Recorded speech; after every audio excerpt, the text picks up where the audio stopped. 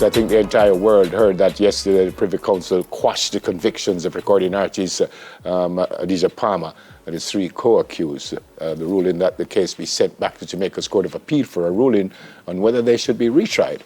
Attorney representing Mr. Palmer, Alessandra LaBeach, is here to talk us through all what happened and what might be happening. Good morning. Welcome to Smile. Thank you so much for coming. Thank you. Were you his lawyer from day one? No, not from the trial stage. From the appeal stage, I appeared with Mr. Buchanan. Okay, and I think we know, but just to bring us up to date, the appeal was based on what? It was based on, that is the Privy Council aspect of it. Yeah. Well, there are 3 main issues. The first being the issue of the miscreant juror, another being the issue of the early retirement, and the third being the issues in relation to the telecommunication evidence. When you say early retirement, what does that mean? At the end of the trial, the jury retired to make their deliberations, and then they would have come back on the same day with the decision. After having been said what you folks deemed as late. Right, so they would have had to hear a plethora of information and have it to consider it, and then based on the time between the end of the summation and their return, it was a short time. So as you watched yesterday, tell me what you were feeling. Well, first we were anxious.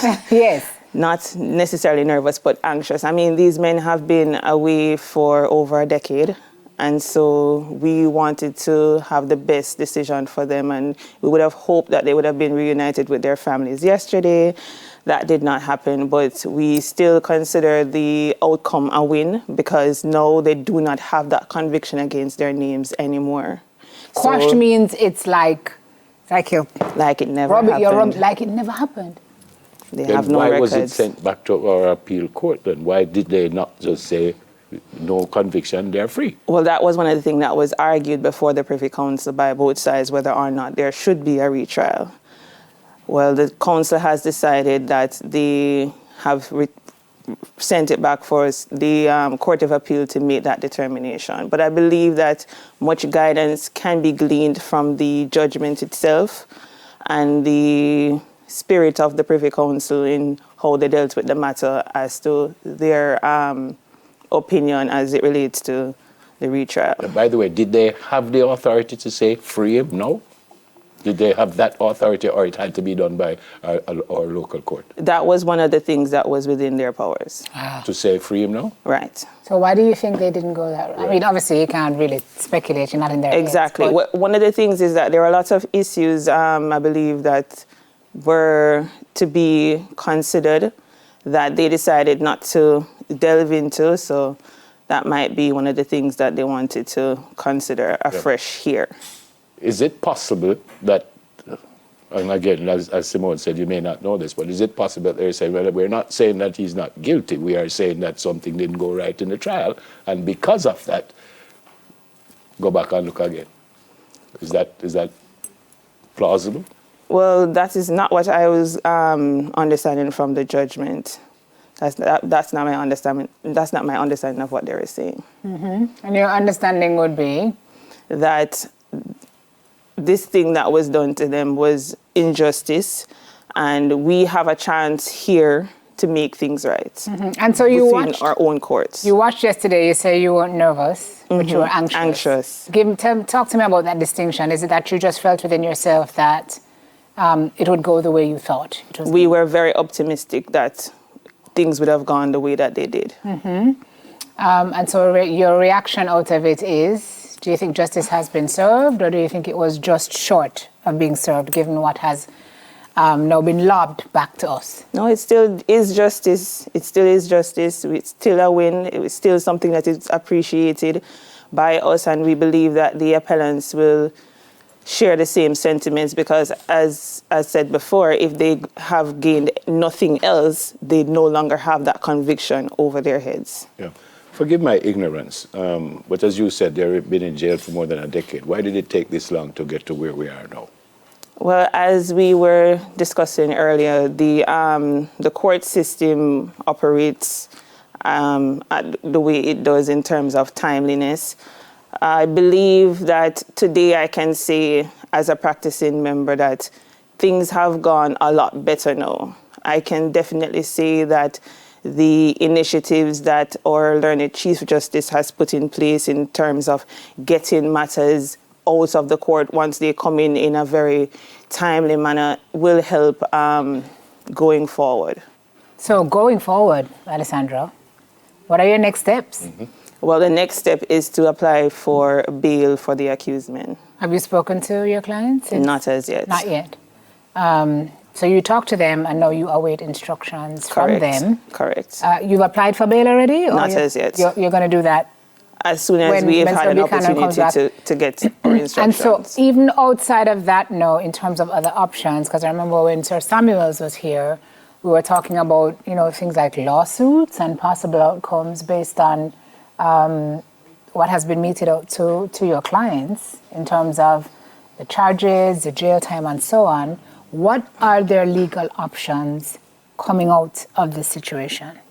Well, it is within the realm of possibilities that they might decide to take the route of taking action against the state for what has been done to them. But I cannot, in any good conscience, speak to that without having had an opportunity to discuss the matter with the... We're just talking about possibilities, what's on the table, not what's going to be done. Obviously, we would not be able to speak to that. Right. But just the scope of possibilities that exist. That is one of them. That is one of them. As well as they could decide if they do walk free to just walk free. Exactly. They could just decide, listen, we have gotten our day, we have been vindicated by the highest court in our land, and all is well. And they move forward and go on to excel and thrive. Back to the bail application. When it happens, is it, if they say yes, it's an immediate thing? So if you go court Monday and you say, well, there is a procedure. There are certain things that have to be done, and it depends on whether or not there are any conditions and any stipulations that the court may wish to make. But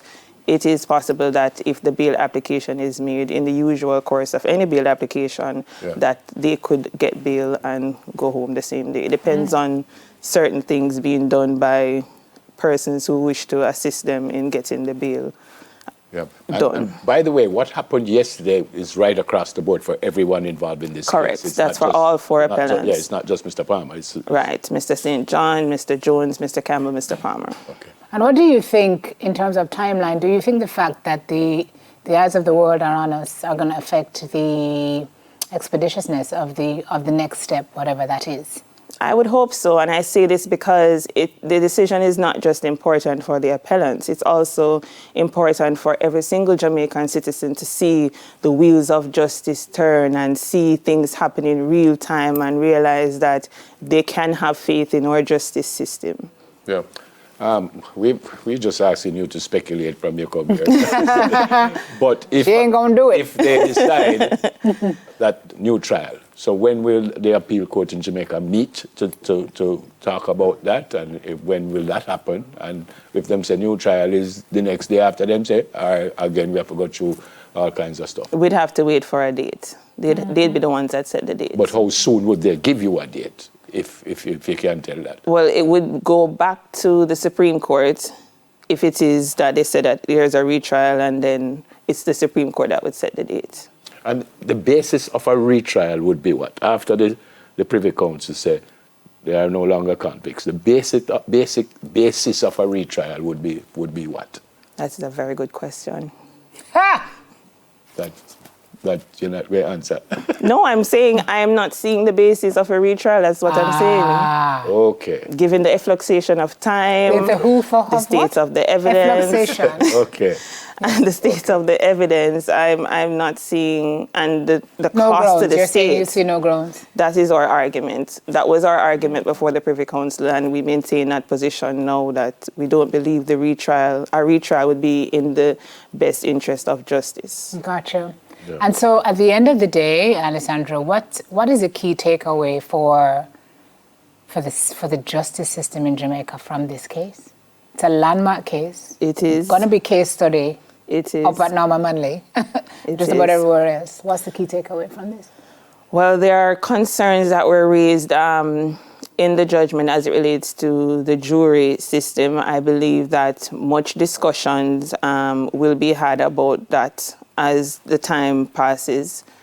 I'm sure that no one wants to be in the position where the issues that arose in relation to the jury can arise again. So I'm sure that they will take certain steps, but I hope that we do maintain the jury system. I do believe it's important. Final question from me. I think Sim has another one also, but final question from me. I read Mr. Buchanan says one of the reasons they wanted to expedite this is because Mr.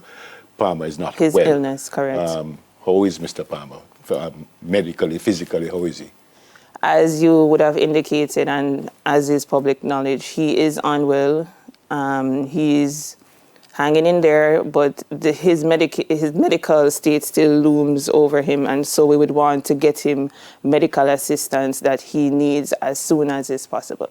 Okay, I have one more question. I know the lawyers don't like to be the story, but having worked on this case, I mean, what has it been like for you? This is huge on your resume. It is huge, and I am grateful to Mr. Buchanan for bringing me into the matter and to Mr. Palmer for having the confidence in not only Mr. Buchanan, but also myself. It has been a great experience. It is no doubt, it is unquestionable that Adidja Palmer is a legend. And it has been great. You know, it's funny, after the hearing, the last day, we went and we watched the Bob Marley movie. And I said to myself that this thing that we're doing, it is going to be so important for every Jamaican to realize their human rights. And so coming off the high of the movie and the trial, I am just very humbled and appreciative to be in this space. Have you gotten criticism from anybody to say you should not have been on this case? I mean, people hear you say Vybz Kartel is a legend, and I'm sure there are some people who said, what did she do? Too young, who is she, why her, but... Why him? That is true, that is true, but God and time. Well, I guess we should say congratulations. Thank you, I appreciate you it. And your team. I appreciate it, and I echo the sentiments of gratitude on behalf of our team. We worked really hard, everyone worked really hard and put in a lot of time and effort and hours. Like, I don't think anyone appreciates the volume of documents. This was a 60-something day trial, and we would have had to go through all of that. So it was really a team effort from everybody. Go and sleep now, miss. Thank you. Yes, thank you very much. That is so true. Attorney representing Adidja Palmer, Vybz Kartel, Alessandra Labeach. After the break, really. Actor Evie Royal talks about his rise in the performing arts industry. That's after this. No work papers I have to show, 'cause I am a Jamaican. No matter where in this world I go, I am a Jamaican. No work papers I have to show, 'cause I am a Jamaican.